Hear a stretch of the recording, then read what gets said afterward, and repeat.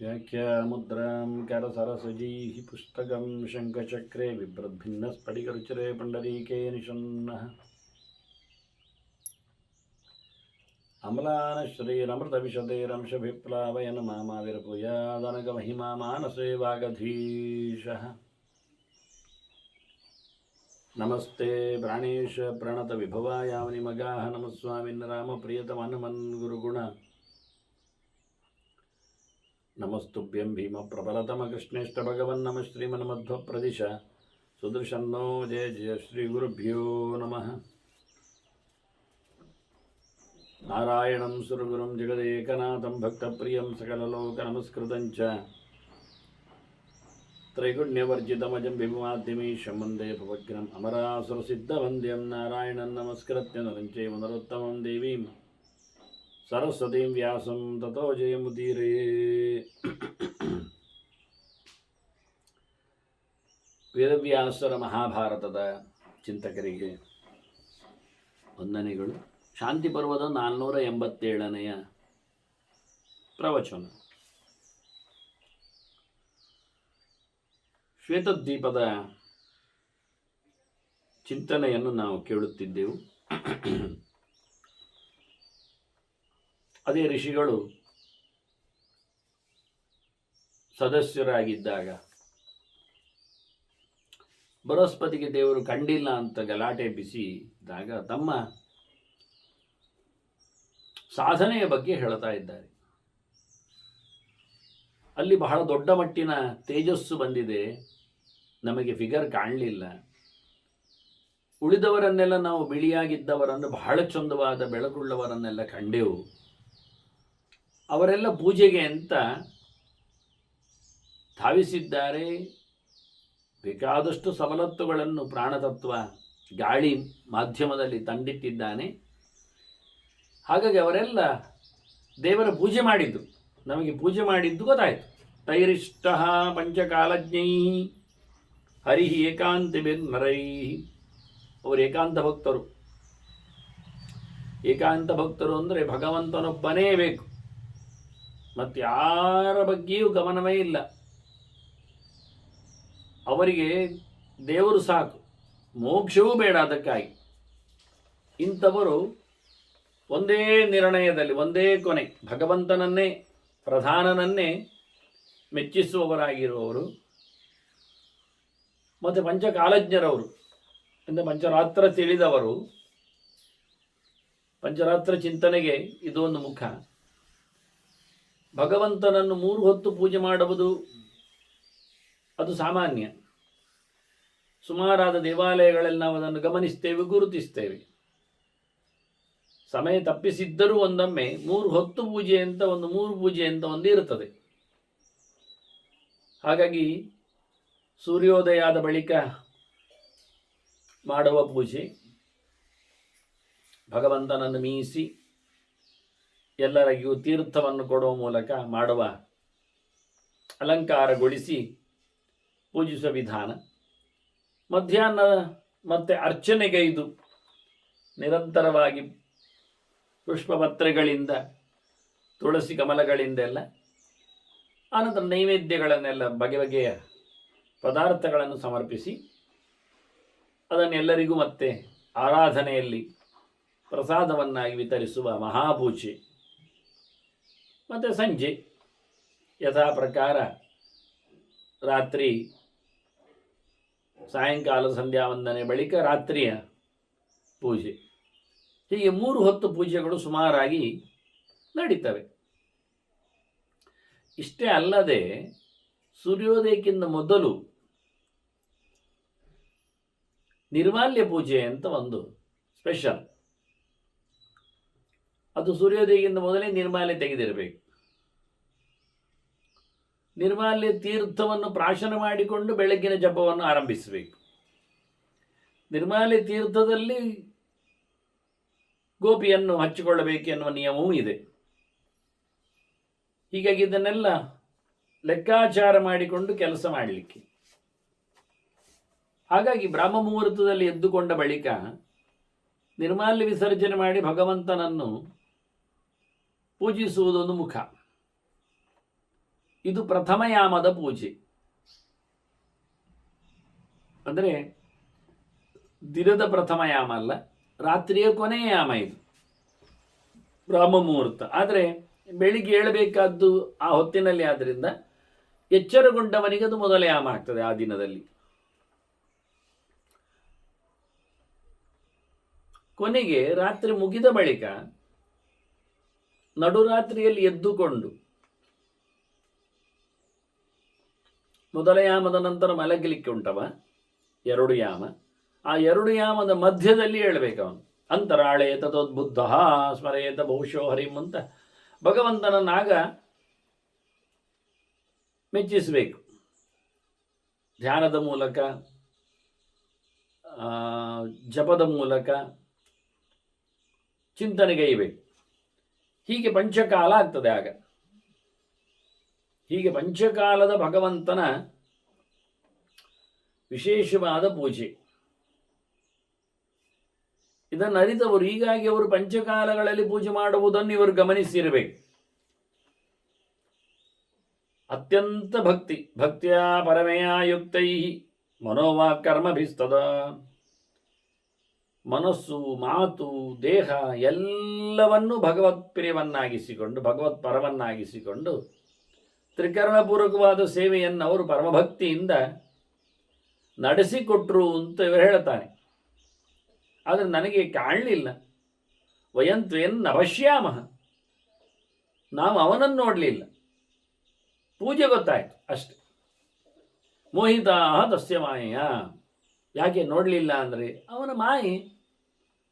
ಮಮ ಮಾಯಾ ದುರತ್ಯ ಅಂತಲೇ ಕೃಷ್ಣ ಹೇಳುತ್ತಾನೆ.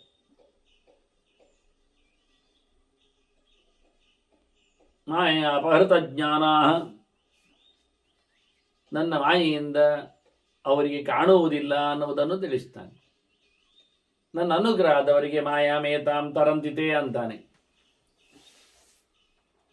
ಅಂಥವರು ನನ್ನ ಪ್ರಸಾದದಿಂದಲೇ ಮಾಯೆಯನ್ನು ದಾಟ್ತಾರೆ ಅಂತ. ಹಾಗಾಗಿ ಭಗವಂತ ನಮಗೆ ಕಾಣಿಸಿಕೊಳ್ಳಿಲ್ಲ, ಕೇಳಿಸಿಕೊಂಡೆ. ಹಾಗಾಗಿ ನಮಗೆ ಎಷ್ಟು ದೊಡ್ಡ ಮಟ್ಟಿನ ಚಿಂತೆ ಆಯಿತು ಕೇಳಿದರೆ, ನಮ್ಮನ್ನು ಯಾರೊಬ್ಬನೂ ಅಲ್ಲಿ ಅವನು ಗಮನಿಸಲಿಲ್ಲ. ನೋಡಿ ವಿಷಯ, ಯಾರೊಬ್ಬರು ನಮ್ಮನ್ನು ಕಣ್ಣೆತ್ತಿ ನೋಡಿದ್ದೂ ಇಲ್ಲ, ಅವರು ಮನಸ್ಸಿನಲ್ಲಿ ನಮ್ಮನ್ನು ಹಾಕಿಕೊಂಡದ್ದೂ ಇಲ್ಲ. ಅಸ್ಮಾನ್ನ ಕಶ್ಚಿತ್ ಮನಸಾ ಚಕ್ಷುಷಾ ವಾಪಿ ಅಪೂಜಯತ್. ಯಾರೊಬ್ಬನು ನಮಗೆ ಗೌರವವನ್ನಾಗಲಿ ಯೋಚನೆಯನ್ನಾಗಲಿ ಮಾಡಲೇ ಇಲ್ಲ. ನಮ್ಮ ಪರವಾಗಿ ಒಬ್ಬನೂ ಅಲ್ಲಿ ನೋಡಿಕೊಂಡವನಿಲ್ಲ, ಹೇಳಿಕೊಂಡವನಿಲ್ಲ. ಅಂದರೆ ಎಷ್ಟು ಅವರು ಪ್ರತ್ಯೇಕವಾಗಿದ್ದಾರೆ ನೋಡಿ. ಯಾಕೆ ಕೇಳಿದರೆ ಅವರು ಉತ್ತರ ಕೊಡುತ್ತಾರೆ, ನಾಸ್ಮಾಸು ದದಿರೇ ಭಾವಂ ಬ್ರಹ್ಮಭಾವಂ ಅನುಷ್ಠಿತ. ಅವರು ನಮ್ಮ ಎಡೆಗೆ ಯಾಕೆ ಮನಸ್ಸು ಮಾಡಬೇಕು? ಯಾಕೆಂದರೆ ಅವರ ಮನಸ್ಸು ಪೂರ್ತಿ ದೇವರೆಡೆಯಲ್ಲೇ ಉಂಟು. ಅದು ಸತ್ಯವೇ. ಅದಕ್ಕೆ ಬ್ರಹ್ಮಶಬ್ದ ಆಗಿದ್ದವರು. ಪರಿಪೂರ್ಣನಾದ ಭಗವಂತನೆಡೆಗೆ ತಮ್ಮನ್ನು ಸಮರ್ಪಿಸಿಕೊಂಡಿರತಕ್ಕವರು, ಸರ್ವವಿಧವಾದ ತಮ್ಮ ಇಂದ್ರಿಯಗಳನ್ನು ಭಗವಂತನಲ್ಲಿ ನೆಲೆಗೊಳಿಸಿದವರು, ಅವರು ಎಲ್ಲಿಗೆ ನಮ್ಮನ್ನು ಗಮನಿಸುವುದು? ನಾವು ಕಾಣುವುದೇ ಇಲ್ಲ ಅವರಿಗೆ. ನಮ್ಮ ಯೋಚನೆಯು ಅವರಲ್ಲಿ ಇಲ್ಲ. ಏನು ವಿಚಿತ್ರ, ಹೇಗಿರ್ತದೆ ನೋಡಿ. ಸಾಮಾನ್ಯವಾಗಿ ಯಾವುದೋ ಒಂದು ಕ್ರಿಮಿಯೋ, ಕೀಟವೋ, ಇನ್ಸೆಕ್ಟೋ, ಹಾವೋ, ಆರಣೆಯೋ ಎಲ್ಲಿಯಾದರೂ ನಮಗೆ ಕಣ್ತಪ್ಪಿಸಿಯೂ ಅಥವಾ ನಮಗೆ ಅಲ್ಲಸಲ್ಲದ ಜಾಗದಲ್ಲಿಯೂ ಕಂಡುಬಿಟ್ಟರೆ ನಾವದನ್ನು ಗಮನಿಸ್ತಾ ಇರ್ತೇವೆ. ಎಲ್ಲಿ ಹೋಗ್ತದೆ, ಅದೇನಾಗಿದೆ, ಏನಾಗ್ತದೆ ಅನ್ನೋದರ ಬಗ್ಗೆ. ಹಾಗಾಗಿ ಆ ಗಮನ ಎಷ್ಟರ ಮಟ್ಟಿಗೆ ಇರ್ತದೆ ಅಂದರೆ, ಇನ್ಯಾರು ಅಕ್ಕಪಕ್ಕದಲ್ಲಿ ಬಂದಿದ್ದರೂ ಅವರನ್ನು ನಾವು ನೋಡುವುದಿಲ್ಲ. ಆಚೆ ತಲೆ ಓಡಿಸುವುದಾಗಲಿ ಕಣ್ಣೋಡಿಸುವುದಾಗಲಿ ಮಾಡುವುದಿಲ್ಲ. ಹಾಗೆ ಏಕಾಗ್ರವಾಗಿರತಕ್ಕ ವ್ಯವಸ್ಥೆ.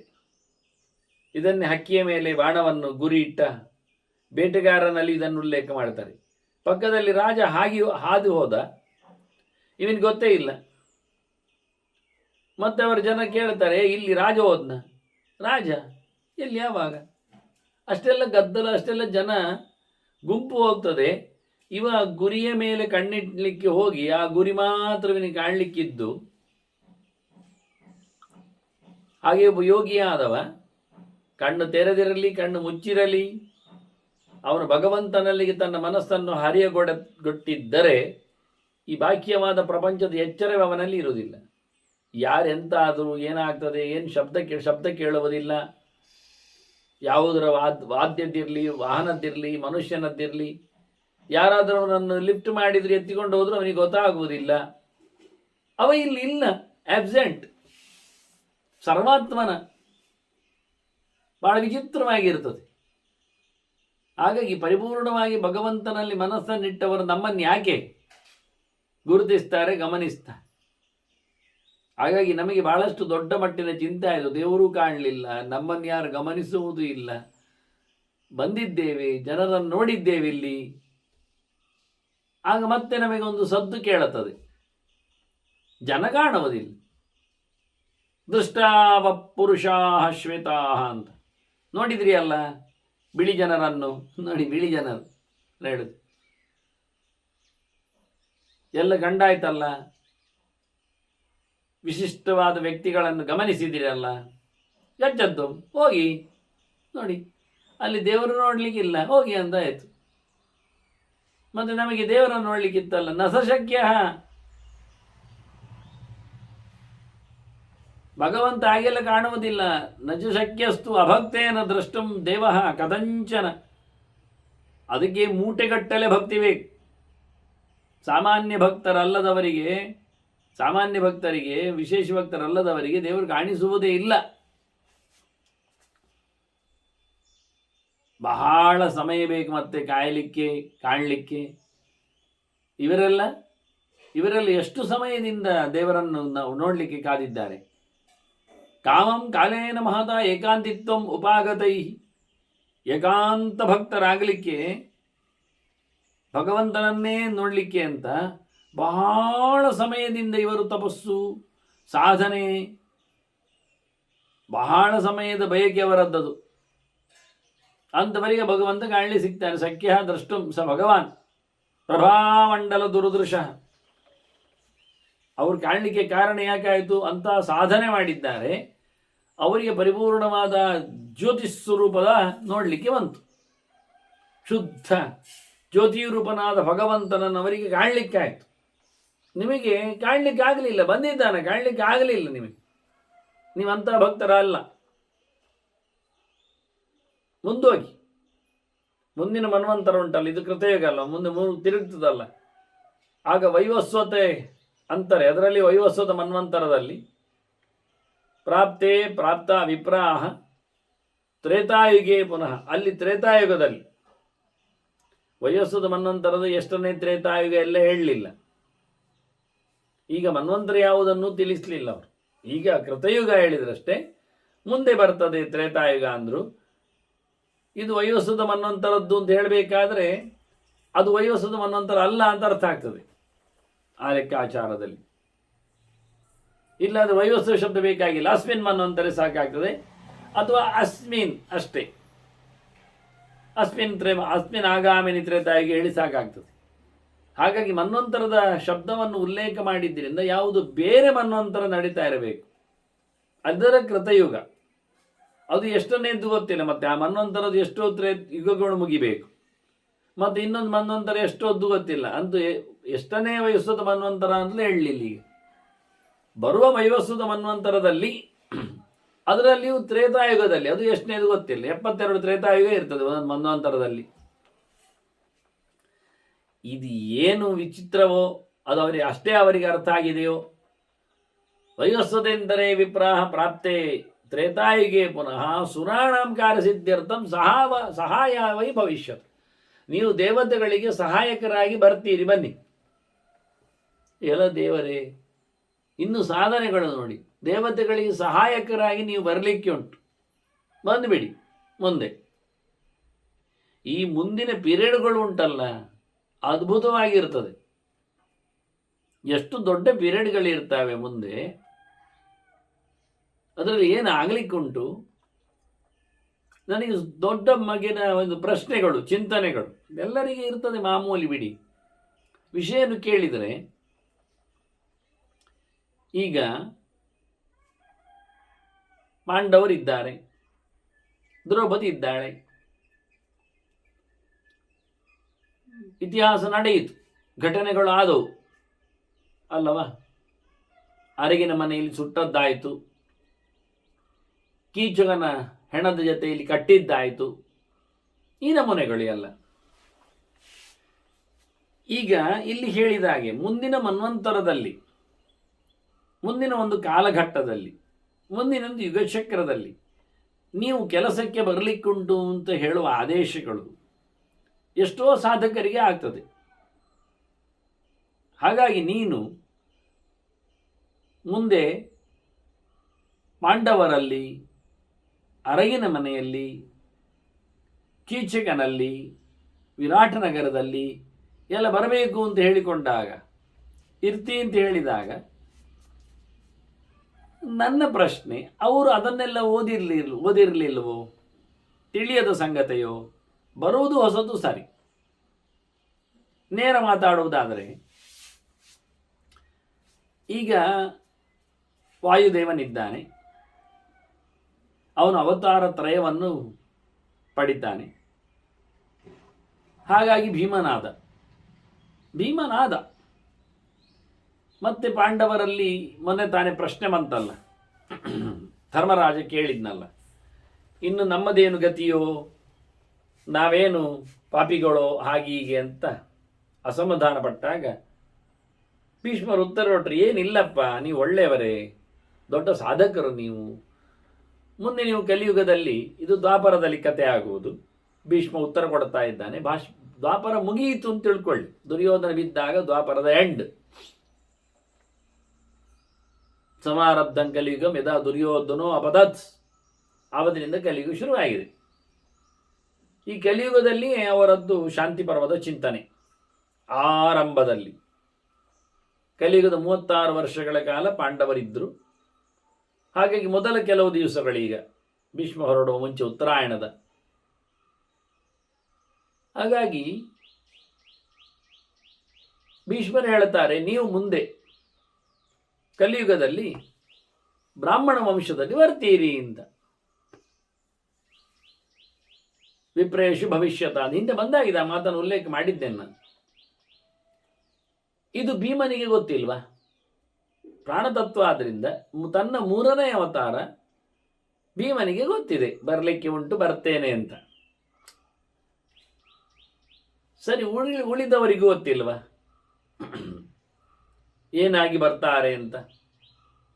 ಯಮನು ಬಂದಿದ್ದಾನೆ, ಅರ್ಜುನನು ಬರ್ತಾನೆ, ನಕುಲ ಸಹದೇವರು ಉಡುತ್ತಾರೆ. ಇವರೆಲ್ಲ ಏನಾಗಿ ಬರ್ತಾರೆ ಎನ್ನುವುದು ಇವರಿಗೆ ಗೊತ್ತಿಲ್ವಾ?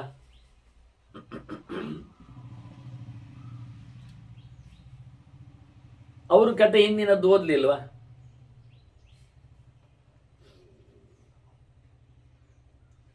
ಹಾಗೆ ಇಲ್ಲಿ ಸಹ, ಇಲ್ಲಿ ಯಮ ಧರ್ಮರಾಜನಾಗಿ ಬಂದಿದ್ದಾನೆ. ಈ ಯಮ ಧರ್ಮರಾಜನಾಗಿ ಬರುವಾಗ ಎಲ್ಲ ಯಮರು ಹೀಗೆ ಬರ್ತಾರೆ ಎನ್ನುವುದೊಂದು ಕತೆ. ಯಮನಿಗೆ ಒಂದು ರೋಲ್ ಇದೆ, ಒಂದು ಕೆಟಗರಿ ಇದೆ, ಒಂದು ಅಧಿಕಾರ ಇದೆ. ಅದಕ್ಕೆ ಯಮ ಯೋಗ್ಯತೆ ಇದ್ದವರೇ ಬರೋದು, ಮತ್ತಾರು ಬರೋದಿಲ್ಲ. ಹೇಗೆ ವಾಯು ಪದವಿಗೆ ವಾಯು ಯೋಗ್ಯತೆ ಇದ್ದವರೇ ಬರ್ತಾರೋ, ಹಾಗೆ ಇಂದ್ರ ಪದವಿಗೆ ಹೇಗೆ ಇಂದ್ರ ಪದವಿ ಯೋಗ್ಯತೆ ಇದ್ದವರೇ ಬರ್ತಾರೋ, ಅಂದರೆ ಯಮ ಪದವಿಗೆ ಯಮ ಪದ ಯೋಗ್ಯತೆ ಇದ್ದವರೇ ಬರುವುದು. ಹಾಗಾಗಿ ಎಂಥವರವರು ಎನ್ನುವುದು ಹಳೆಯ ಯಮ ಓದಿಕೊಳ್ಳಿರ್ತಾನೆ. ಇನ್ನು ಮುಂದೆ ಯಮ ಆಗಲಿಕ್ಕೆ ಬೇಕಾದವ ಮೊದಲೇ ಕಥೆಯನ್ನು ಕೇಳಿರ್ತಾನೆ. ಹಾಗಾಗಿ ಅವನು ನಾಳೆ ಮತ್ತೆ ನಾನು ಯಮನಾಗಲಿಕ್ಕೆ ಉಂಟು ಅಂತ ಗೊತ್ತಿರ್ತದೆ ಅವನಿಗೆ. ಹಾಗೆ ದ್ರೌಪದಿ ಆಗಲಿಕ್ಕೆ ಉಂಟು, ನಾನು ವಾಯು ಆಗಲಿಕ್ಕೆ ಉಂಟು ಅಂತ ಆ ರುಜುವಿಗೆ ಅಂತ್ಯನಾಗಿದೆ ಅವನಿಗೆ. ಮುಂದಿನ ಜನ್ಮದಲ್ಲಿ ನನ್ನದು ವಾಯು ಜನ್ಮ, ಅಲ್ಲಿ 3 ಅವತಾರ ಪಡೀಲಿಕ್ಕೆ ಉಂಟು. ಹಾಗಾಗಿ ಕಥೆಗಳೆಲ್ಲ ಚೆನ್ನಾಗಿ ಗೊತ್ತಿರ್ತದೆ. ಎಲ್ಲಿಯವರೆಗೆ ಕೇಳಿದರೆ ನಾವು ಭಾವಿ ಮಾರೀಚ ದೃಗ್ಬಿಹಿ ಅಂತ ಹೇಳಿ ಮಧ್ವಾಚಾರ್ಯ ಇತಿಹಾಸದಲ್ಲಿ ಅವರು ತೋರಿಸಿಕೊಟ್ಟಂತೆ ಮುಂದಿನ ರಾಮಾಯಣದಲ್ಲಿ, ಮುಂದೊಂದಿನ ರಾಮಾಯಣ ಮತ್ತೆ ನಡೀತದೆ. ಆಗ ಅದರಲ್ಲಿ ಮಾರೀಚ ರೋಲ್ ಮಾಡಲಿಕ್ಕೆ ಒಬ್ಬ ಇದ್ದಾನೆ ರಕ್ಕಸ. ಬಂಗಾರದ ಜಿಂಕೆಯಾಗಿ ಮೋಸಗೊಳಿಸಬೇಕು, ಸಾಯಬೇಕು, ರಾಮನನ್ನು ಸೀತೆಯನ್ನು ಪ್ರತ್ಯೇಕಗೊಳಿಸುವ ನಾಟಕ ಮಾಡಲಿಕ್ಕೆ ಉಂಟವನು, ಇತಿಹಾಸಕ್ಕೆ ಬಹಳ ದೊಡ್ಡ ಅನ್ಯಾಯ ಮಾಡಲಿಕ್ಕಿದ್ದಾನೆ. ಅದಕ್ಕೂ ಮೊದಲು ವಿಶ್ವಾಮಿತ್ರನ ಯಜ್ಞಗಳಲ್ಲಿ ಅನ್ಯಾಯ ಮಾಡ್ತಾ ಬೆಳೆದಿಂದು ಬೀಳಲಿಕ್ಕಿದ್ದಾನೆ ದೂರಕ್ಕೆ. ಇವತ್ತವನು ಮಾರೀಚನಾಗಲಿಕ್ಕೆ ತಪಸ್ಸು ಮಾಡ್ತಾ ಇದ್ದಾನೆ ಗೋಕರ್ಣದಲ್ಲಿ. ಅದನ್ನು ತೋರಿಸಿದ್ರು ಆಗ ಆಚಾರ್ಯ ಮಧ್ವರು 700-800 ವರ್ಷದ ಹಿಂದೆ ಅವನನ್ನು. ಅವ ಈಗಲೂ ಇದ್ದಾನೆ, ಮತ್ತೆ ಅವರು ತೋರಿಸಿಕೊಟ್ಟಂತೆ. ಇನ್ನು ಯಾವಾಗ ಅವ ಮಾರೀಚನಾಗುವುದು? ಇನ್ನು ಯಾವಾಗ ಇನ್ನೊಂದು ರಾಮಾಯಣ ಆಗುವುದು? ಈಗ 7ನೇ ಮನ್ವಂತರ ವೈವಸ್ವತ, ಇದು ಚತುರ್ಮುಖನ ಹಗಲ ಮಧ್ಯಾಹ್ನ. ಇನ್ನು ಮುಂದಿನ 7 ಮನ್ವಂತರಗಳಿವೆ. ಅಲ್ಲಿಗೆ ಸಂಜೆ ಆಗ್ತದೆ ಮುಗಿದಾಗ. ಆ ಒಂದೊಂದು ಮನ್ವಂತರಗಳಿಗೆ 72 ಯುಗಚಕ್ರಗಳಿವೆ, 4 ಯುಗದ್ದು. ಅದು ಕಳಿಬೇಕು ಅಂದರೆ ಸುಮಾರು 232 ಕೋಟಿ ವರ್ಷ ಇದೆ ಈ ನೆಲಕ್ಕೆ, ಈ ಹಗಲಿಗೆ. ಅದಾದ ನಂತರ 432 ಕೋಟಿ ವರ್ಷ ರಾತ್ರಿ ಇದೆ ಚತುರ್ಮುಖನಿಗೆ. ಅದಾದ ನಂತರ ಅವನಿಗೆ ಹಗಲಾಗ್ತದೆ, ಬೆಳಿಗ್ಗೆ ಆಗ್ತದೆ. ಮತ್ತಲ್ಲಿ ಮನ್ವಂತರಗಳು ಶುರುವಾಗ್ತದೆ, ಸ್ವಯಂಭುವಕ್ಕಿಂತ ಶುರು. ಹಾಗೆ 7ನೇದು ವೈವಸ್ವತ ಮನ್ವಂತರ ಬರ್ತದೆ. ಆ ವೈವಸ್ವತ ಮನ್ವಂತರ ಬರಲಾಗಿ ಅಲ್ಲಿ 24ನೆಯ ರೌಂಡಿನಲ್ಲಿ ತ್ರೇತಾಯುಗದಲ್ಲಿ ರಾಮಾಯಣ ಚರಿತ್ರೆ. ಆಗ ಮಾರೀಚನಿಗೆ ಅಲ್ಲಿ ವೇಷ ಹಾಕ್ಲಿಕ್ಕೆ ಇರುವುದು ಪಾತ್ರ, ಆ ರಕ್ಕಸನಿಗೆ. ಹಾಗಾದರೆ ಇನ್ನು ಮಿನಿಮಮ್ ಅವ ಇದೇ ಪೀರಿಯಡ್ ಬರಬೇಕಾದ್ರೆ 430 ಕೋಟಿ ವರ್ಷ ಅವನು ಕಾಯಲಿಕ್ಕೆ ಉಂಟು. ಇದಾಗಲೇ ಕಾಯ್ತಾ ಇದ್ದಾನವ. ಮನ್ವಂತರಗಳ ಪ್ರಳಯಗಳು, ಆನಂತರ ರಾತ್ರಿ ಪ್ರಳಯ ಚತುರ್ಮುಖನದ್ದು, ಮುಂದಿನ ಸೃಷ್ಟಿ ದಿನದ್ದು, ಅದರಲ್ಲಿ 7ನೇ ಮನ್ವಂತರದ ಪ್ರವೇಶ. ಹೀಗಾಗಿ ಇವೆಲ್ಲ ಕಥೆಗಳು ಎಷ್ಟು ಲಾಂಗ್ ಪೀರಿಯಡ್ಗಳಲ್ಲಿವೆ ನೋಡಲಿಬೇಕಾದ್ದು. ಹಾಗೆ ಇವರಿಗೆ ಹೇಳಿಬಿಟ್ಟ, ನೀವು ದೇವತೆಗಳಿಗೆ ಸಹಾಯ ಮಾಡಲಿಕ್ಕೆ ಮುಂದೆ ಬರಲಿಕ್ಕೆ ಉಂಟು, ಹೋಗಿ ಅಂತ. ನಾವು ಬಂದೆವು. ಈ ಋಷಿಗಳು ಹೇಳ್ತಾರೆ, ನಾವು ಎಲ್ಲಿಗೆ ಬರಬೇಕು ಅಲ್ಲಿ ಬಂದೆವು. ಹೇಗೆ? ಅದು ಅವನದ್ದೇ ಅನುಗ್ರಹ, ಗೊತ್ತಿಲ್ಲ ಹೇಗೆ ಬಂದೆವು ಅಂತ. ತಸ್ಯ ಪ್ರಸಾದಾದ ಆಪ್ತಾಸ್ಮ ದೇಶಮೀಪ್ಸಿತಂ ಅಂಜಸ. ಕೂಡಲೇ ನಾವು ನಮಗೆ ಇಷ್ಟ ಬಂದ ದೇಶದಲ್ಲಿ, ಪ್ರದೇಶದಲ್ಲಿ ನಾವಿದ್ದೇವೆ.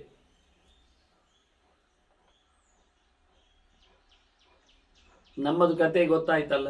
ಏವಂ ಸುತಪಸಾ ಚೈವ ಹವ್ಯ ಕವ್ಯೈಹಿ ತಥೈವ ಚ. ಎಷ್ಟು ನಾವು ದೇವತೆಗಳ ಹೋಮ ಹವನ ಮಾಡಿದ್ದೇವೆ, ಎಷ್ಟು ಪಿತೃತರ್ಪಣಗಳನ್ನು ಮಾಡಿದ್ದೇವೆ, ಪಿತೃಯಜ್ಞಗಳನ್ನು ನಡೆಸಿದ್ದೇವೆ, ಶ್ರಾದ್ದಾದಿಗಳನ್ನೆಲ್ಲ. ಎಷ್ಟು ಕಾಲದವರೆಗೆ ತಪಸ್ಸು ಮಾಡಿದ್ದೇವೆ, ಭಾರಿ ಭಾರಿ ತಪಸ್ಸು, ಸಾವಿರ ಗಟ್ಟಲೆ ವರ್ಷ ಕಾಲೊಂದಲ್ಲಿ ನಿಂತುಕೊಂಡೆಲ್ಲ ಇಷ್ಟು ಮಾಡಿದ್ರು. ದೇವೋಸ್ಮಾಭಿ ನ ದೃಷ್ಟ ಸಹ ಕದಂತಂ ದೃಷ್ಟ ಮಹರ್ಷಿ. ನಮಗೆ ದೇವರು ಕಾಣಲಿಲ್ಲ, ನಿನಗೆ ಎಂತ ಕಾಣ್ತಾರೆ? ಹೇಗೆ ಕಾಣಲಿಕ್ಕುಂಟು? ಸಾವಿರ ಗಟ್ಟಲೆ ವರ್ಷ ತಪಸ್ಸು ಮಾಡಿದ್ದ ನಮಗೆ ಯಜ್ಞಯಾಗಗಳನ್ನೆಲ್ಲ ನಡೆಸಿಕೊಟ್ಟ ಬಳಿಕವೂ, ಪಿತೃಕರ್ಮಗಳನ್ನು ಮಾಡ್ತಾ ಇದ್ದವರಿಗೂ ದೇವರು ಅಲ್ಲಿವರೆಗೆ ಹೋದರೂ ಕಾಣಲಿಲ್ಲ, ಕೇಳಿದ್ದು ಮಾತ್ರ. ನಿನಗೆ ಎಂತಲೇ ಕೇಳಲಿಕ್ಕೆ ಬರ್ತದೆ ಅಂತ ಗುರುಗಳ ಬಗ್ಗೆ, ಬೃಹಸ್ಪತಿಯ ಬಗ್ಗೆ ಕೇಳುತ್ತಾರೆ ಇವರು.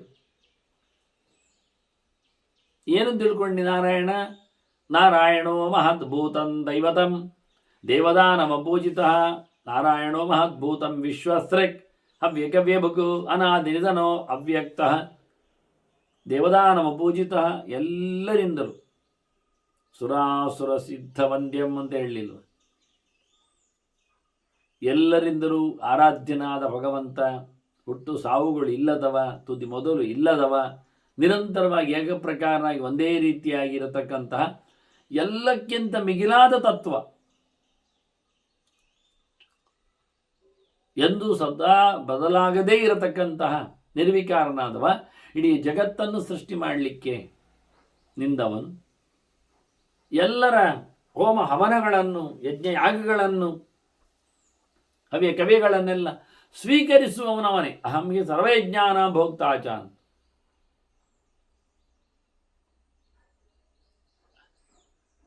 ಅಂತಹ ನಾರಾಯಣನು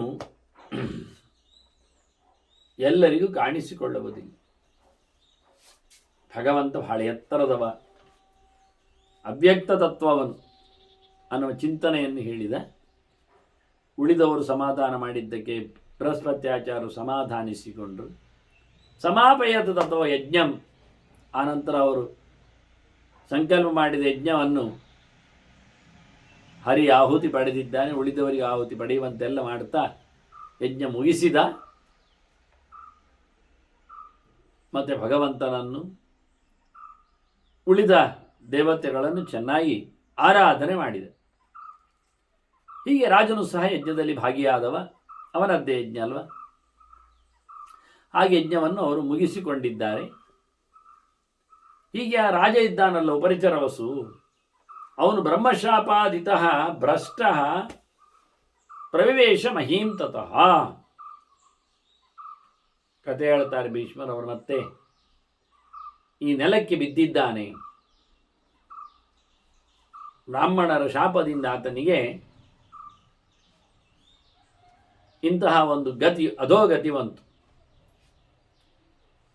ಭಗವಂತನ ಎಚ್ಚರ ಇದ್ದವನೇ. ನಾರಾಯಣ ಪರೋ ಭೂತ್ವ ನಾರಾಯಣ ಪದಂ ಜಪನ್.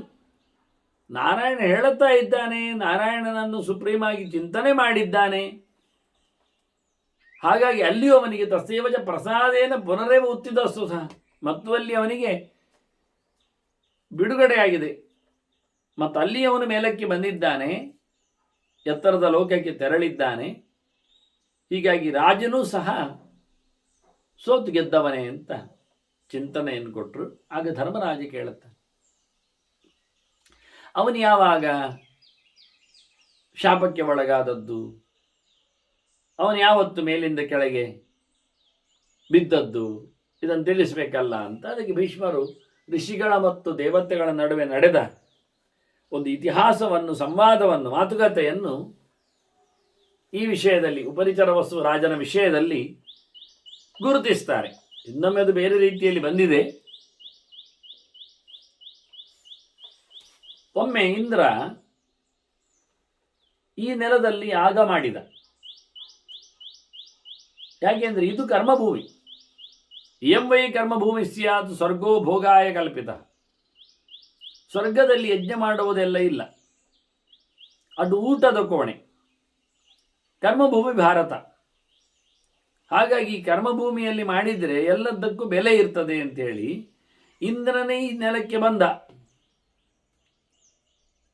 ಯಜ್ಞಯಾಗ ಮಾಡಿಸಿದ. ತಸ್ಮಾದಿಂದ್ರೋ ಮಹೀಂ ಪ್ರಾಪ್ಯ ಯಜನಾಯತು ದೀಕ್ಷಿತ. ಇಲ್ಲಿ ದೀಕ್ಷೆಯನ್ನು ಪಡೆದ.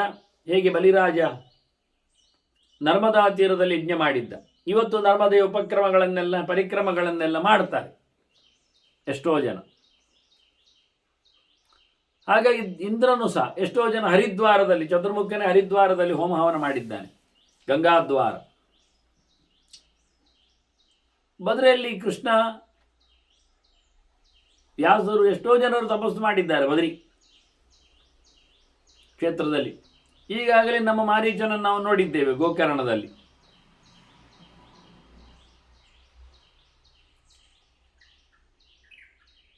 ಹಾಗೆ ಅನೇಕ ಕಡೆಗಳಲ್ಲಿ, ತೀರ್ಥಕ್ಷೇತ್ರಗಳಲ್ಲಿ ವಿಶೇಷವಾದ ಹೋಮ ಹವನಗಳನ್ನೆಲ್ಲ ದೇವತೆಗಳು ಬಂದು ಮಾಡ್ತಾರೆ. ಹಾಗೆ ಇಂದ್ರ ಬಂದಿದ್ದಾನೆ. ಆತ ಇಲ್ಲಿ ಯಜ್ಞ ಮಾಡಲು ದೀಕ್ಷೆಯನ್ನು ಪಡೆದಿದ್ದಾನೆ. ಬೃಹಸ್ಪತ್ಯಾಚಾರ್ಯರೇ ಪುರೋಹಿತರು. ಇಂದ್ರನ ಎಲ್ಲಿ ಹೋದ್ರು ಬರ್ತಾರೆ, ಕರ್ಕೊಂಡು ಬರ್ತಾನೆ. ಅವರು ಯಜ್ಞಯಾಗದ ಸಂದರ್ಭದಲ್ಲಿ ಆಗ್ತಾ ಸಮಯ ಬಂದಾಗ, ಆಹುತಿ ಕೊಡಲು ಬಂದಾಗ ಹೇಳಿಬಿಟ್ರು, ಪಿಷ್ಟಂ ಅನೀಯತಾಂ ಅತ್ರ ಪಶ್ವರ್ಥಂ ಇತಿ. ಪ್ರಾಣಿ ಬಲಿಗೆ ಪ್ರಾಣಿಯನ್ನು ತಯಾರು ಮಾಡಲಿಕ್ಕೆ ಹಿಟ್ಟು ತನ್ನಿ ಅಂತ ಹೇಳಿದ. ಅದು ಹಿಟ್ಟಿನಲ್ಲಿ ಪ್ರಾಣಿ ಆಕಾರ ಮಾಡಿ ಮತ್ತು ಅದನ್ನು ಸಮರ್ಪಿಸುವ ರೀತಿ. ಆಗ ದೇವತೆಗಳೆಲ್ಲ ಹೇಳಿದರು, ಅಜೇನ ಎಷ್ಟವ್ಯಮಿತಿ ಹೇಳ್ತಾರೆ. ಅಜದಿಂದ ಯಾಗ ಮಾಡಬೇಕು ಅಂತ ಉಂಟಲ್ಲ, ಹಾಗೆ ವಾಕ್ಯ ಉಂಟಲ್ಲ. ಮತ್ತೆ ಅದು ಸಹ ಅಜ ಯಾವುದು? ಸಜ ತ್ಯಾಗ ಅಜೋಜ್ಞೇಯ, ಅದು ಆಡು ಅಜ ಅಂದರೆ ಅಂತ ಹೇಳಿ ಅರ್ಥವನ್ನು ಅವರು ಹೇಳಿಬಿಟ್ಟೆ. ಅದನ್ನು ಅಜದಲ್ಲಿ ಹೋಮ ಮಾಡಲಿಕ್ಕೆ ಉಂಟು ಅಂತ ಹೇಳಿ ದೇವತೆಗಳು ಹೇಳಿತು. ಹಾಗೆ ಋಷಿಗಳು ಹೇಳ್ತಾರೆ, ಅಜವನ್ನು ತ್ಯಾಗ ಅಂತ ಹೇಳಬೇಡ, ನೀನು ಆಡು ಅಂತ ಹೇಳಬೇಡ. ಮತ್ತೆ ವಿಷಯ ಸತ್ಯ ಹೇಳಿದ್ದೌದು. ಹೇಗೆ ಕೇಳಿದ್ರಿ? ಬೀಜ ಹಿರ್ಯಜ್ಞೇಶ್ಯಷ್ಟಮಿತಿ ವೈದಿಕಿ ಶ್ರುತಿ ಅಜ ಸಂಜ್ಞಾನಿ ಬೀಜಾನಿ, ಬೀಜಗಳಿಂದ ಹೋಮ ಮಾಡಬೇಕು ಅಂತ ಹೇಳಿಕೊಂಡೇ ಹೇಳಿದ್ದು ವೇದದಲ್ಲಿ. ಆದರೆ ಬೀಜಗಳು ಅಂದರೆ ಅದು ಅಜಸಂಜ್ಞಾನಿ ಬೀಜಾನಿ, ಆ ಬೀಜಗಳು ಅಜಗಳಾಗಿರಬೇಕು. ಬೀಜ ಅಂದರೆ ಏನರ್ಥ? ವ್ಯಂಜಯತಿ ಅಂತ ಅರ್ಥ, ಅಭಿವ್ಯಕ್ತಿಯನ್ನು ಮಾಡ್ತದೆ ಅಂತ ಅರ್ಥ. ಅದನ್ನು ಬಿತ್ತಿದರೆ, ನೆಲಕ್ಕೆ ಹಾಕಿದರೆ ಮೊಳಕೆ ಬರ್ತದೆ, ಮತ್ತೆ ತನ್ನನ್ನು ತಾನು ಯಾರು ಅಂತ ತೋರಿಸ್ತದೆ. ನಮಗೆ ಗೊತ್ತಿಲ್ಲ ಅಂತ ಇಟ್ಕೊಳ್ಳೋದು, 4 ಬೀಜ ಸಿಕ್ಕಿದೆ ಕೈಯಲ್ಲಿ ಆಗಿ ಬಿಡ್ತೇವೆ ಅಂತದ್ದು, ಇದು ಬೀಜ ಗೊತ್ತಿಲ್ಲ.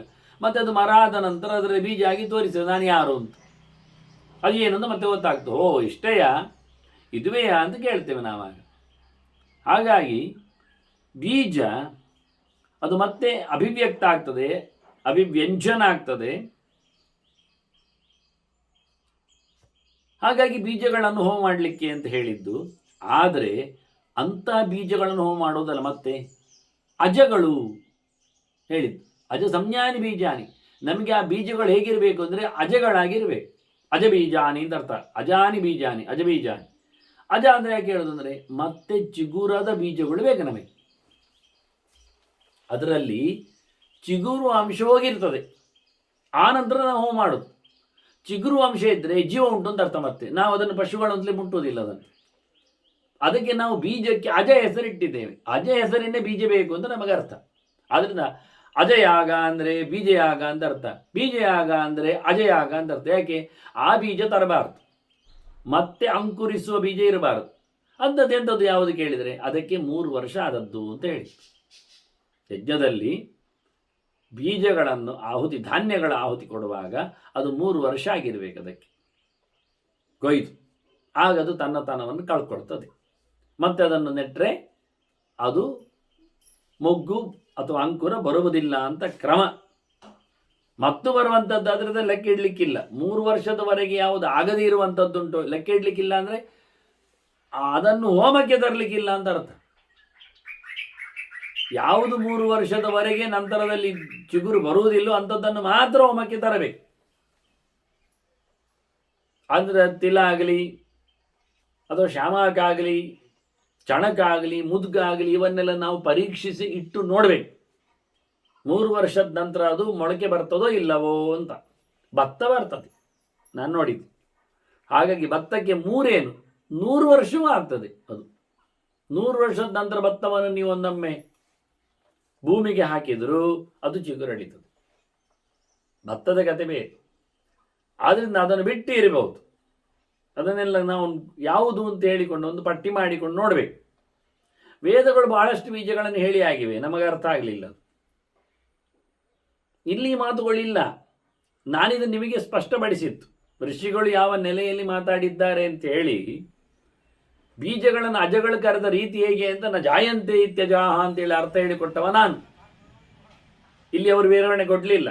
ಇದು ಅವರಿಗೆ ಗೊತ್ತಿರೋದ್ರಿಂದ. ನಮಗಿದು ಗೊತ್ತಿರಬೇಕು. ಯಾಕೆಂದರೆ ನಾವು ಪುರೋಹಿತ ಪ್ರಪಂಚದಲ್ಲಿ ಇರ್ಲಿಕ್ಕೆ ಹೋಗಿ ಗೊತ್ತಿರಬೇಕು ಅಂತ. ಈಗ ಎಲ್ಲ ಪುರೋಹಿತರಿಗೆ ಗೊತ್ತುಂಟು ಅಂತ ಹೇಳೋದಿಲ್ಲ. ಪುರೋಹಿತರಿಗೆ ಪುರುಸೊತ್ತಿಲ್ಲ ಅಂತ ಅರ್ಥ. ಅವರಿಗೆ ತಿಳ್ಕೊಳ್ಳಿಕ್ಕೂ ಪುರುಸೊತ್ತಿಲ್ಲ, ಚರ್ಚೆ ಮಾಡಲಿಕ್ಕಿಲ್ಲ. ನೀವೇನು ಕೊಡ್ತೀರೋ ಅವ್ರದನ್ನು ಮಾಡ್ತಾರೆ ಅಷ್ಟೆ. ಕೊಡುವವನು ಮಾತ್ರ ಅವರಿಗೆ ಆಗ್ರಹದಲ್ಲೇ ಇದ್ದಿರಬೇಕು. ಅದೊಂದು ವಿಷಯ ಮಾತ್ರ ಉಂಟು. ಆದರೆ ನೀವೇನು ಕೊಡ್ತೀರಿ ಅದನ್ನು ಮಾಡ್ತಾರೆ ಹೇಳಿಕೊಟ್ಟು ಕೊಟ್ಟದ್ದೆಲ್ಲ ಮಾಡ್ತಾರೆ ಅಂತ ತಿಳ್ಕೊಳ್ಬೇಡಿ. ಅದು ಅವರೊಬ್ಬನನ್ನು ನಂಬಿರ್ತಾರೆ. ಆ ನಂಬಿಕೆಯ ವ್ಯಕ್ತಿ ಮಾತ್ರ ಆಗಿದ್ದರೆ ಅವನು ಏನು ಕೊಟ್ಟರು ಅವರು ಅದನ್ನು ಹೋಮ ಮಾಡ್ತಾರೆ. ಅದಕ್ಕೆ ನಾನು ಶಬ್ದ ಹಾಕಲಿಲ್ಲ ಯಾವುದು ಏನು ಅಂತ. ಏನು ಕೊಟ್ಟರು ಆಗ್ತಾರೆ ಅವರು. ಅದು ಚಿತ್ರ. ಹಾಗಾಗಬೇಕು. ಇರಲಿ ಬಿಡಿ. ಅದೊಂದು ರೀತಿಯಾದ ಒಂದು ಆಗ್ರಹ. ವಿಷಯದಲ್ಲಿ ಆಗ್ರಹ ಇದ್ದಾಗೆ ವ್ಯಕ್ತಿಯಲ್ಲಿ ಆಗ್ರಹ ಉಂಟು ಅವರಿಗೆ ಕೆಲವೊಮ್ಮೆ. ಕೆಲವರು ಯಾರು ಏನು ಕೊಟ್ಟರು ಕೆಲವರು ಆಗೋದಿಲ್ಲ, ಕೆಲವರು ಏನು ಕೊಟ್ಟರು ಆಗ್ತದೆ ಅಂತ. ಹೀಗೆ ಅದು ಕೈಗುಣವೋ ಕಾಲ್ಗುಣವೋ ಅಥವಾ ಅವರದ್ದು ತಲೆಗುಣವೋ ಗೊತ್ತಿಲ್ಲ. ಹೀಗೆ ಇಲ್ಲಿ ಬಹಳ ಚಂದವಾಗಿ ಇದರ ಚಿಂತನೆಯನ್ನು ನಾನು ಕೊಟ್ಟಿದ್ದೇನೆ. ಋಷಿಗಳು ವಾದ ಮಾಡಿದ್ದಾರೆ. ಎಲ್ಲ ಋಷಿಗಳೇ ಕೂತು ಹೋಮ ಮಾಡೋದ್ರಿಂದ ದೇವತೆಗಳ ಹತ್ರ, ದೇವತೆಗಳು ಆಡು ಬರಲಿ ಹೇಳಿದರೆ ಅಜ ಅಂದರೆ ಆಡಲ್ಲ ಮಾರಾಯ, ಬೀಜ ಅಂತ ಹೇಳಿಕೊಂಡು ಬೀಜ ಬರಲಿ ಅಂತ, ಬೀಜದಲ್ಲಿ ಮಾಡಬೇಕು ಹೋಮ ಅಂತ ಇವರು ಶುರು ಮಾಡಿದರು.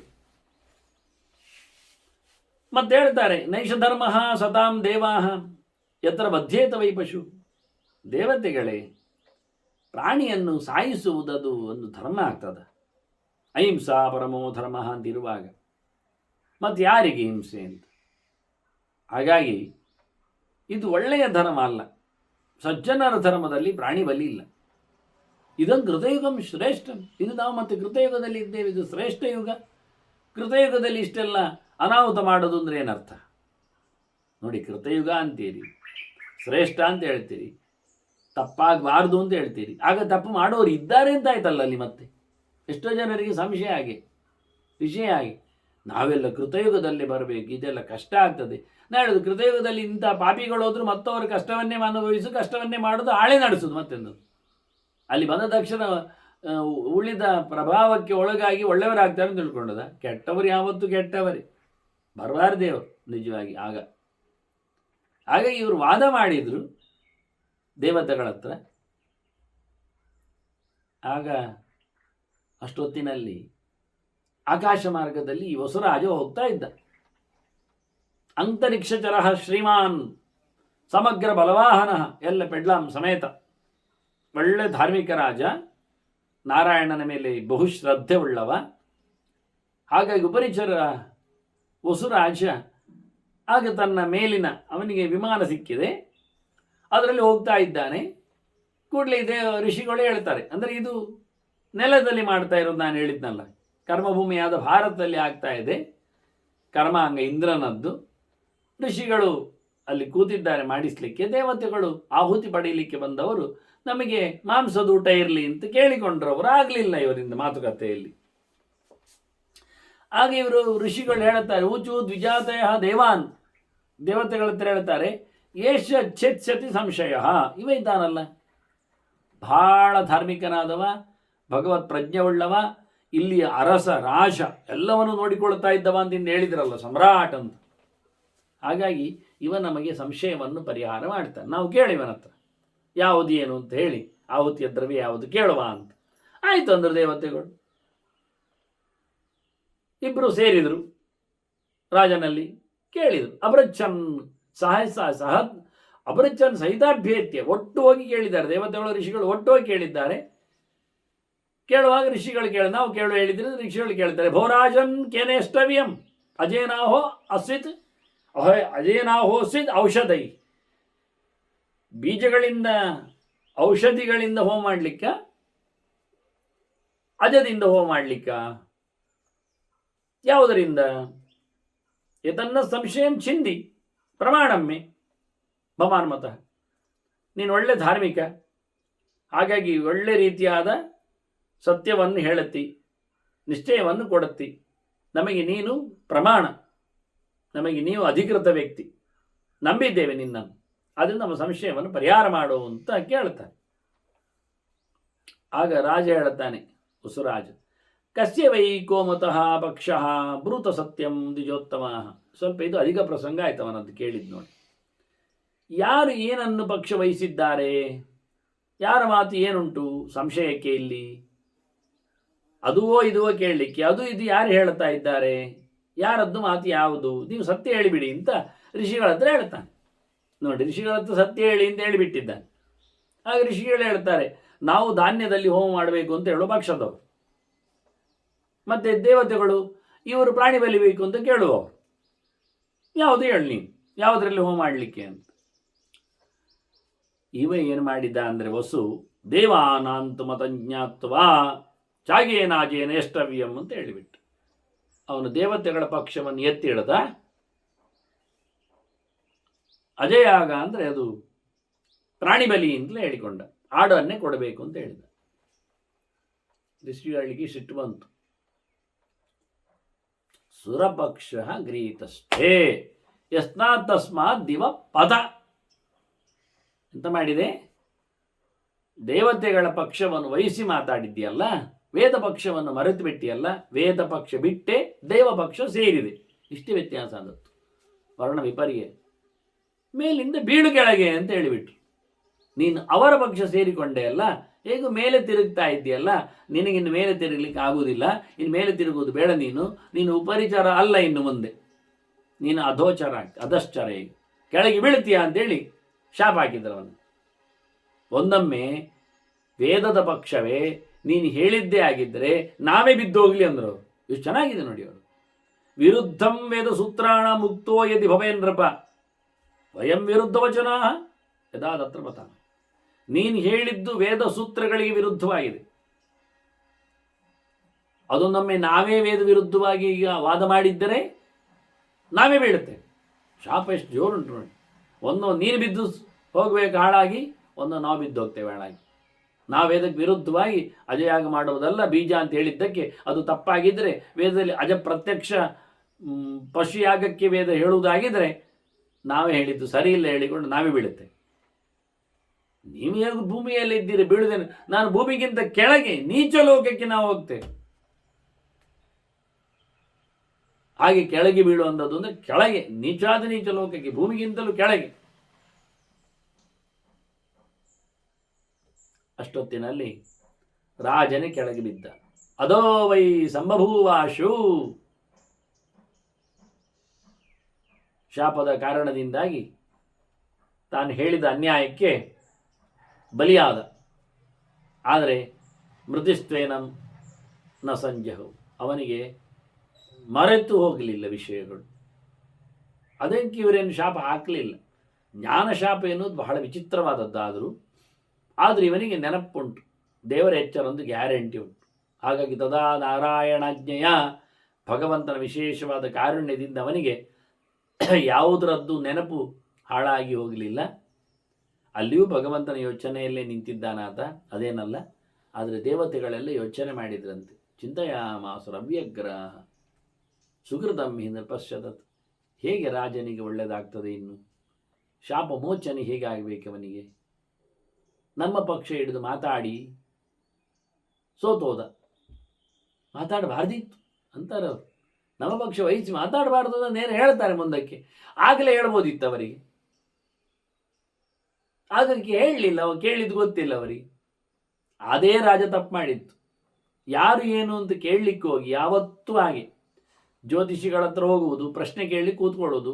ಅವರೊಂದು 4-5 ಪ್ರಶ್ನೆ ಕೇಳಿ ಬಿಡ್ತಾರೆ. ಪ್ರಶ್ನೆ ಕೇಳಲಿಕ್ಕೆ ಅಂದರೆ ಪ್ರೆಡಿಕ್ಟ್ ಕೇಳಲಿಕ್ಕೆ ನಾವು ಕೂತ್ಕೊಳ್ಳೋದು. ಅವರೇನು ಮಾಡ್ತಾರೆ, ನಮ್ಮ ಬಾಯಿ ಬಿಚ್ಚಿಸ್ತಾರೆ, ಎಂತಾಗಿದೆ ಏನಾಗಿದೆ ಅಂತ. ನಾವು ಬಾರಿ ಹೇಳಲಿಕ್ಕೆ ಮೊದಲೇ ರೆಡಿಯಾಗಿ ಬಂದಿರ್ತೇವೆ. ದೊಡ್ಡ ಬಾಯಿಯವರು ವಿಷಯ ಹೇಳಿದ ತಕ್ಷಣ ಅವನು ಅದರ ಮೇಲೆ ಚರ್ಚೆ ಮಾಡಿ ಅದಕ್ಕೆ ಬೇಕಾದಂಥ ಪರಿಹಾರ ಶುರು ಮಾಡ್ತಾನೆ. ಅದೇ ತಪ್ಪು. ನಾವು ಒಬ್ಬ ಪ್ರಾಶ್ನಿಕನ ಹತ್ರ, ದೈವಜ್ಞನ ಹತ್ರ ಅವನು ತಿಳ್ಕೊಂಡಿದ್ದಾನೆ ಎನ್ನುವ ಗ್ಯಾರಂಟಿ ಇದ್ದಲ್ಲಿ ನಾವು ಹೋದರೆ ಬಾಯಿ ಮುಚ್ಚಿರಬೇಕು, ಪ್ರಶ್ನೆ ಮಾತ್ರ ಇಡಬೇಕು. ಬೇಕಾದರೆ ಜಾತಕ ಇಡಬೇಕು, ಅದ್ರ ವಿಮರ್ಶೆ ಮಾಡಬೇಕು. ಹೊರತುಪಡಿಸಿ ನಾವೇ ಒಂದಿಷ್ಟು ಮುಕ್ಕಾಲಂಶ ಹೇಳುವುದಾದರೆ ಅವನಿಗೆ ಧರ್ಮಕ್ಕೆ ನಾವು ದುಡ್ಡು ಕೊಟ್ಟಾಗ ಆಗ್ತದೆ. ಏನಿದ್ರೂ ಜಾತಕಾರೂಢನಾಗಿ ಹೇಳಬೇಕವ, ಇಲ್ಲ ಪ್ರಶ್ನೆ ಇಟ್ಟದ್ರಲ್ಲಿ ರಾಶಿಯ ಮೇಲಿನ ಭವಿಷ್ಯದಲ್ಲಿ ಹೇಳಬೇಕು. ಅದು ನಿಜವಾಗಿ ವಾಸ್ತವ. ಹಾಗೆ ವೈದ್ಯರ ಬಳಿ ಹಾಗೆ ನಾವೆಲ್ಲ ಅವರಿಗೆ ವಿಷಯಗಳನ್ನು ಕಕ್ಕುವುದು, ಕೊನೆಗೆ ಅವ ಯಾವುದೋ ಒಂದು ಲೆಕ್ಕಾಚಾರದಲ್ಲಿ ಮಾತ್ರ ಕೊಟ್ಟು ನಮ್ಮನ್ನು ಕಳಿಸಿಬಿಡುತ್ತೆ. ತಪಾಸಣೆ ಅಂದರೆ ಅವರಿಗೆ ಬಿಡಬೇಕು ತಪಾಸಣೆ ಮಾಡಲಿಕ್ಕೆ. ಅವರು ಸ್ಕ್ಯಾನ್ ಮಾಡಲಿ ಅಥವಾ ಲಕ್ಷಣಗಳನ್ನು ಹುಡುಕಲಿ. ಹಿಂದೆಲ್ಲ ನಾಲಿಗೆ ನೋಡಿ ಎಷ್ಟು ಚೆನ್ನಾಗಿತ್ತು. ಕಪ್ಪಿದೆಯೋ, ಕೆಂಪಿದೆಯೋ, ನೀಲಿದೆಯೋ, ನೇರಳೆ ಇದೆಯೋ, ಹಳದಿ ಇದೆಯೋ, ಬಿಳಿ ಇದೆಯೋ, ಫಂಗಸ್ ಇದೆಯೋ, ಹೊಟ್ಟೆ ಇದೆಯೋ, ಡಾಟ್ಸ್ ಇದೆಯೋ, ಇಷ್ಟು ನೋಡಲಿಕ್ಕೆ ಬರ್ತದೆ ನಾಲಿಗೆಯಲ್ಲಿ ಲಕ್ಷಣಗಳು. ಯಾವ ಕಾಯಿಲೆ ಅಂತ ಹೇಳಲಿಕ್ಕೆ ಕಣ್ಣು ನೋಡಿ ಹೇಳ್ತಿದ್ರು ಯಾವ ಕಾಯಿಲೆ ಅಂತ, ಹೇಗಾಗ್ತಾ ಇದೆ ಅಂತ. ಹಾಗಾಗಿ ಅನಾಲಿಸಿಸ್ ಮಾಡುವಂಥ ವಿಧಾನಗಳಿವೆ. ನಾವು ಬಾಯಿ ಬಿಟ್ಟುಕೊಂಡ್ರೆ ತಪ್ಪಾಗ್ತದೆ. ವಕೀಲರ ಬಳಿಯೂ ಹಾಗೆ ಅವರು ಎಂತೆಂಥದ್ದು ಕೇಳಿ ಏನೇನೋ ತಿಳಿಸಿ ಭಾಳ ಚೆನ್ನಾಗಿ ಇತ್ತಿತ್ತು. ಎಷ್ಟು ಗಮ್ಮತ್ ಇರ್ತದೆ ಅಂದರೆ, ಎಂಥ ಸಂಗತಿಗಳ ಬಗ್ಗೆಯೂ ಅದನ್ನು ಕೇಳಲಿಕ್ಕೆ ಮತ್ತೆ ಬಿಡುವುದಿಲ್ಲ. ಸುಮ್ಮನೆ ಒಂದೇ ಗೆರೆ ಕೇಳ್ತಾರೆ, ನಿಮಗೆ ಗಂಡು ಮಗ ಆಗಬೇಕೆನ್ನುವ ಆಸೆ ಇತ್ತ? ಅದು ಯಾರಿಗಿರುವುದಿಲ್ಲ? ಮಾಮೂಲಿ ನೀವು ಏನು ಹೇಳಿದ್ರು ನಿಮ್ಮ ಕೊರಳನ್ನು ಕೊಟ್ಟಾಗೆ ಹೌದು ಅಂತ ಹೇಳಿದ ತಕ್ಷಣ ಆಸೆ ಇರುತ್ತದೆ ಎಲ್ಲರಿಗೂ ಅಂತ ಹೇಳಿದರು. ಹೌದು ಅಂತ ಹೇಳಿದರು. ಅಷ್ಟೊತ್ತಿಗೆ ಅವರು ಮತ್ತೆ 3/4 ಗಂಟೆ ನಂತರ ಮತ್ತೆ 300 ದಿವಸದ ನಂತರವೋ ಮತ್ತಲ್ಲಿ ಹೋಗಿ ಅವರು ಎಂತ ಹೇಳ್ತಾರೆ, ಆರ್ಗ್ಯುಮೆಂಟ್ ಅಂತ ಶಬ್ದದಲ್ಲಿ ಬೇಕಾದಷ್ಟು ಕಿವಿ ತಿರುಗಿಸ್ತಾರೆ. ಅವರಿಗೆ ಗಂಡು ಮಗುವಿನ ಮೇಲೆ ಭಾರಿ ಆಸೆ ಇರಲಿಕ್ಕೆ ಹೋಗಿ, ಅದು ಮಾಮೂಲಿ ಹಿಂದೂ ಪ್ರಕಾರಗಳಲ್ಲಿ ಎಲ್ಲ ಅವರಿಗೆ ಸಕ್ಸೆಸರ್ ಗಂಡು ಆಗಲಿಕ್ಕೆ ಹೋಗಿ ಅವರು ಅಲ್ಲ, ಅವನಿಗೆ ಗಂಡು ಮಗ ಆಗ್ತದೋ ಇಲ್ಲವೋ, ಆಗಬೇಕೋ ಬೇಡವೋ ಅನ್ನೋದು ಅದು ಗಂಡುವಿನಲ್ಲಿ ಇರುವಂಥದ್ದು ಸಿದ್ಧಾಂತ ಅಂತ ಗಂಡುವಿಗೆ ಗೊತ್ತಿಲ್ಲ ಹೇಳೋದು ಇವರು. ಅದನ್ನೆಲ್ಲ ಭಾರಿ ಚೆನ್ನಾಗಿ ತಿಳಿಸಿ ಅವರು ಆಗ್ರಹಪೂರ್ವಕ ಅದನ್ನು ಮಾಡಲಿಕ್ಕೋಸ್ಕರ ಹೀಗೆಲ್ಲ ಬದಲಾವಣೆಗಳನ್ನು ಮಾಡ್ತಾ ಇದ್ದಾರೆ. ಎಂತ ಮಾಡಿದರೂ ಗಂಡು ಮಗು ಆಗಲಿ ಹೆಣ್ಣು ಮಗು ಆಗಲಿ ಅದು ಪುರುಷನಿಷ್ಠವಾದ ಸಂಗತಿ. ಅದನ್ನು ಹೆಣ್ಣಿನಲ್ಲಿ ಎಂತ ಮಾಡಲಿಕ್ಕೆ ಬರೋದಿಲ್ಲ, ತೆಗಿಲಿಕ್ಕೆ ಬರೋದಿಲ್ಲ, ಹಾಕಲಿಕ್ಕೆ ಬರೋದಿಲ್ಲ. ಹೆಣ್ಣು ಗಂಡು ಮಗುವನ್ನು ಹೆರಿಲಿಕ್ಕೂ ಹೆಣ್ಣು ಮಗುವನ್ನು ಹೆರಲಿಕ್ಕೂ ಹೆಣ್ಣು ಏನೂ ಸ್ವತಂತ್ರಳು ಅಲ್ಲ ಎನ್ನುವುದು ಸಾರಾಸಗಟಾದ ಸಿದ್ಧಾಂತ. ಇದನ್ನು ಆದಷ್ಟು ತಲೆಗೆ ಬಿರ್ಕಿ ಆಳ ಮಾಡಿ ಇದಕ್ಕೆ ಹೆಣ್ಣೇ ಕಾರಣದಕ್ಕೆ ಅವರು ಕೊಲೆ ಮಾಡಿದ್ದವಳನ್ನು ಆಗಿ ಹೀಗೆ ಎಂತೆಂಥದೋ ಪರ್ಕಟ್ ವಿಧಾನ ಹಾಕಿ ಒಟ್ಟು ವಕೀಲ ಬದುಕ್ತಾನೆ, ಜಡ್ಜಿಯನ್ನೇ ಕಾಡ್ತಾನೆ, ಹೋಗ್ತಾನೆ. ಅವನಿಗೆ ಅದು ಗೊತ್ತು. ಆದರೆ ಇವನನ್ನು ಪಾಪ ಏನೂ ಗೊತ್ತಿಲ್ಲದ ಭೂಪನನ್ನಾಗಿಸಿ ಐರಾಣನನ್ನಾಗಿಸಿ ಅವರಿಲ್ಲದ ಹೊತ್ತಿನಲ್ಲಿ ಏನೋ ವಾದ ಮಾಡಿ ಬೇಳೆ ಬೇಯಿಸಿಕೊಂಡು ಹೊಟ್ಟೆ ತುಂಬಿಸ್ಕೊಂಡು ಹೋಗ್ತಾನೆ. ಆದ್ದರಿಂದ ಎಂತ ಮಾತಾಡಿದರೂ ಉಪಯೋಗ ಇಲ್ಲ. ಈ ರಾಜ ಇಲ್ಲಿ ಬಾಯಿ ಬಿಚ್ಚಲಿಕ್ಕೆ ಹೋಗಿ ಸಿಕ್ಕಿಬಿದ್ದ. ಯಾರ ಯಾನ ಪಕ್ಷ ಏನು ಅಂತ ಹೇಳಿದ ಕೂಡಲೇ ಅವನದಲ್ಲಿ ಯಾವುದೋ ಒಂದು ಸ್ವಾರ್ಥ, ಅದೇನು ಋಷಿಗಳ ಪಕ್ಷ ವಹಿಸಿಕೊಂಡ್ರೆ ಅವನೊಂದು ಮರ್ಯಾದೆ ಹೋಗ್ತದ. ದೇವತೆಗಳ ಪಕ್ಷ ವಹಿಸಿದ ತಕ್ಷಣ ಅವನಿಗೇನು ಸ್ವರ್ಗದಲ್ಲಿ ಭಾರಿ ಸ್ವಾಗತ ಸಮಿತಿಯವರೆಲ್ಲ ಕೂತು ಕರೆದವನಿಗೆ ಮಂಡೆಯ ಮೇಲೆ ಮಡಕೆ ಹಾಕ್ತಾರ, ಕಾಲಿನಡಿಯಲ್ಲಿ ಕೊಪ್ಪರಿಗೆ ಇಡ್ತಾರ, ಎಂಥ ಕರ್ಮ ಗೊತ್ತಿಲ್ಲ. ಹೀಗಾಗಿ ದೇವತೆಗಳಿಗೆ ಬೇಜಾರಾಯಿತು. ಏನಾದರೂ ಹೇಳಿಕೊಂಡದ್ದಲ್ಲಾದರೂ ನಮ್ಮ ಹೆಸರಿನಲ್ಲಿ ಹೇಳಲಿಕ್ಕೆ ಹೋಗಿ ಸಿಕ್ಕಿಬಿದ್ನಲ್ಲ, ಅವನನ್ನು ಉದ್ಧಾರ ಮಾಡಬೇಕಲ್ಲ ಅಂತೇಳಿ ಹೋಗಿ ಹೇಳ್ತಾರ ಅವನ ಹತ್ರ. ಬ್ರಹ್ಮಣ್ಯ ದೇವೋಕ್ತಸ್ತ್ವ ಸುರಾಸುರ ಗುರುರ್ ಹರಿಹಿ ಕಾಮಂ ಸತವ ತುಷ್ಟಾತ್ಮ ಕುರ್ಯಾತ್ ಶಾಪ ವಿಮೋಕ್ಷ. ಏನಾದರೂ ನಿನಗೆ ದೇವರು ಒಳ್ಳೇದು ಮಾಡಿ ಅನ್ನೋಡು. ನೀನು ದೇವರ ಭಕ್ತ, ಭಗವಂತನನ್ನು ಭಾರಿ ಮೆಚ್ಚಿಕೊಂಡವ, ದೇವರು ಎಲ್ಲರಿಗೂ ಒಳ್ಳೇದು ಮಾಡುವವ. ಅವು ದೇವತೆಗಳಿಗೆ ಅಂತ ಮಾತ್ರ ಅಲ್ಲ, ದೇವತೆಗಳು ಅಲ್ಲದವರಿಗೂ ದೇವರು ಯಾವತ್ತು ಗುರುವೇ. ಅವನು ಜಗದ್ಗುರು ಅಂದ ತಕ್ಷಣ ನನಗೆ ಮಾತ್ರ ಅಲ್ಲ ಹೇಳಲಿಕ್ಕೆ ಯಾರಲ್ಲ, ಹುಚ್ಚನೂ ಒಪ್ಪಲೇಬೇಕಾದ ಸಂಗತಿ ಅದು. ಅವನಿಗೂ ದೇವರು ಒಡೆಯನೇ ಅಲ್ಲ ಹೇಳುತ್ತೆ. ಹಾಗಾಗಿ ಎಲ್ಲರ ಪಾಪವನ್ನು ನಿವೃತ್ತಿ ಮಾಡತಕ್ಕ ಶಾಪ ಮೋಕ್ಷಕನಾದಂಥ ಭಗವಂತ ನಿನಗೂ ಒಳ್ಳೆಯದನ್ನು ಮಾಡಿಯ, ನಿನ್ನ ಬಯಕೆಯನ್ನು ಈಡೇರಿಸ್ತಾನೆ. ಅವನನ್ನೇ ನೀನು ನೆನೆ, ಆದಷ್ಟು ಚಿಂತನೆಯಲ್ಲಿದ್ದ ನಿನಗೆ ಒಳ್ಳೆಯದಾಗ್ತದೆ. ಮತ್ತು ನಿನಗೆ ನಾವೊಂದು ನಮ್ಮ ಪಕ್ಷ ನೋಡಿ ಅವರು ಎಷ್ಟು ಜೋರಿದ್ದಾರೆ ಅಂತ.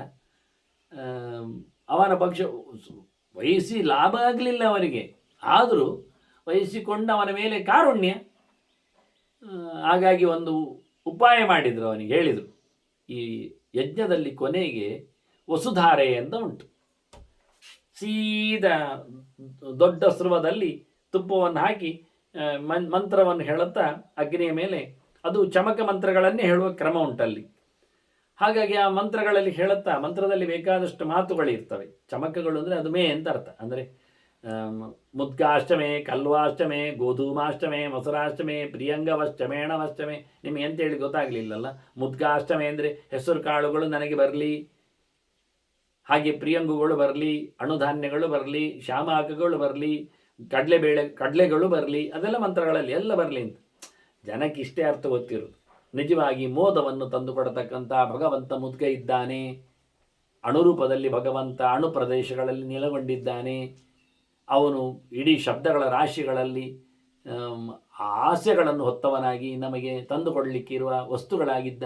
ಇವೆಲ್ಲ ಅರ್ಥಗಳು ಅವರಿಗೆ ಬೇಕಾಗಿಲ್ಲ, ಅದೆಲ್ಲ ಎಂಥದ್ದು ಕೇಳ್ತಾರೆ. ಹಾಗೆ ಇಲ್ಲಿ ಭಗವಂತನ ರೂಪಗಳು ನನಗೆ ನೋಡಬೇಕು, ಕಾಣಬೇಕು ಎನ್ನತಕ್ಕಂಥ ಆರ್ಷನ ಎಚ್ಚರವನ್ನು ಇವರು ಗೋಣಿಮೂಟೆ ಚೀಲಗಳಲ್ಲಿ ಪದಾರ್ಥಗಳನ್ನು ತರುವಾಗೆ ಅದನ್ನೇ ಬೇಕು ಕೇಳಿಕೊಂಡು ಹೋಗ್ತಾರೆ. ಆಗಲಿ, ಇರಲಿ, ಅದರ ಆಹುತಿ ಆದರೂ ಕೊಡಲಿ. ಹೀಗೆ ವಸುಧಾರೆ ಬೀಳ್ತದೆಯಲ್ಲ, ಅದು ನಿನಗೆ ಪುಷ್ಟಿಯನ್ನು ಕೊಡ್ತದೆ ಅಂತ ಹೇಳಿಬಿಟ್ರು.